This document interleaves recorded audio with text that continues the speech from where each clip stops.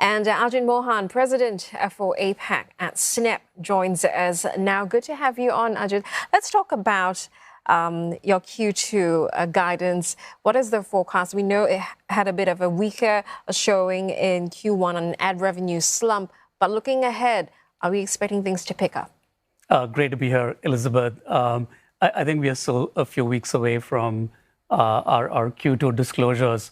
But if I step back and really look at what's happening in the company, as Evan has been sharing, we have 750 million Snapchatters around the world.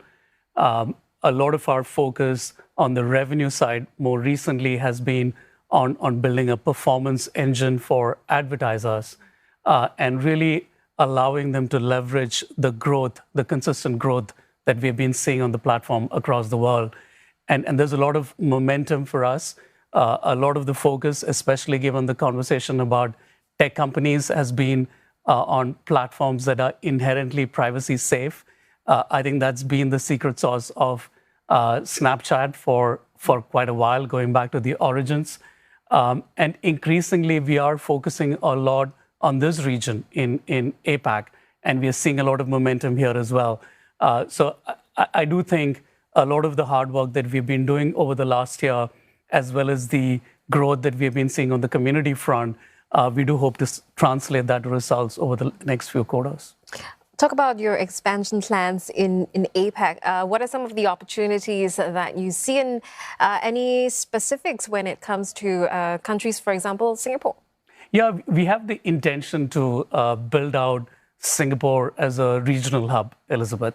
I think if I look at the opportunities we have in the region, it's from Japan, where we're really looking at how we can establish a product that really works for Japan.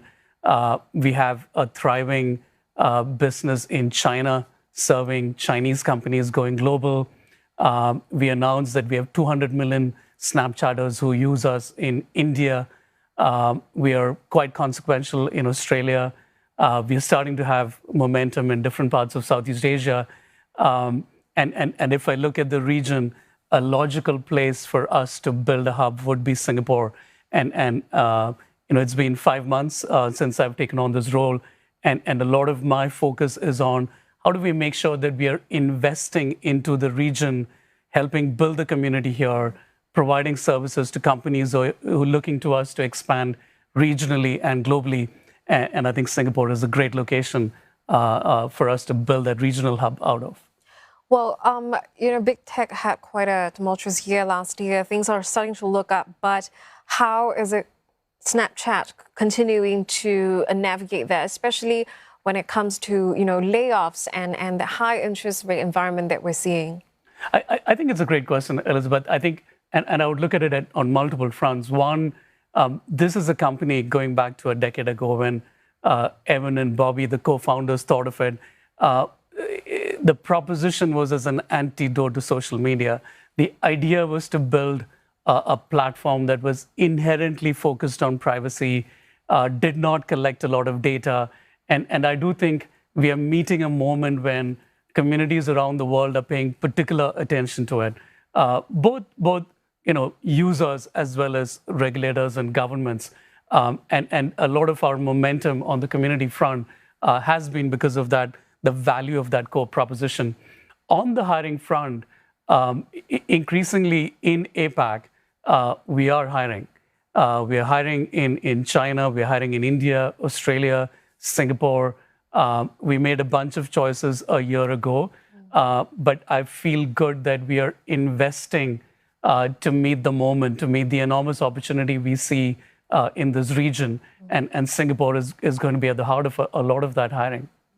You talked about privacy. I think privacy is more, closely watched now with AI in the picture, and AI is being incorporated by a whole bunch of other apps and tech firms out there. Let's talk about some of the opportunities and risks that AI could bring. And I think a very important question to ask is whether it's going to displace or change the job roles at Snap. I think there is no question that this is an enormous opportunity for the world. and especially for the younger communities who particularly gravitate towards Snapchat. One of the things we are particularly focused on is growing My AI, the chatbot within Snapchat that we have built in collaboration with OpenAI. And we just announced last week, for me, a pretty striking number that in just the last 4 months or so, 150 million people around the world have engaged with My AI on Snapchat, sending 10 billion messages, Elizabeth. That's a pretty big number. And for me, that tells me that we're probably one of the leading chatbots in the world at the moment. And I think the power of that is essentially being able to communicate with the chatbot with the ease that you communicate with friends and family.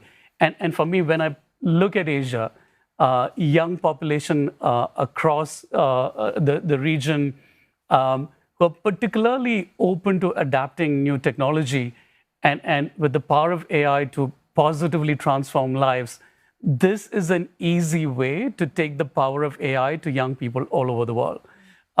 And we have been quite thoughtful about how we do it. We leverage the OpenAI moderation.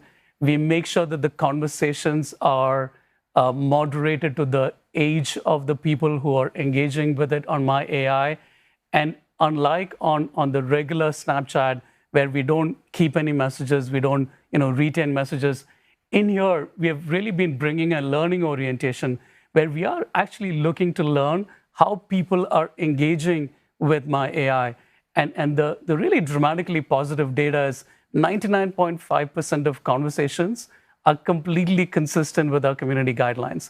It tells you that there is positive power here, but a lot to learn and a lot to make sure that we are leveraging this technology and harnessing it in a positive way. Ajit, thanks for sharing Snap's future plans with regard to AI with us. That was Ajit Mohan there. He is president APAC at Snap Inc.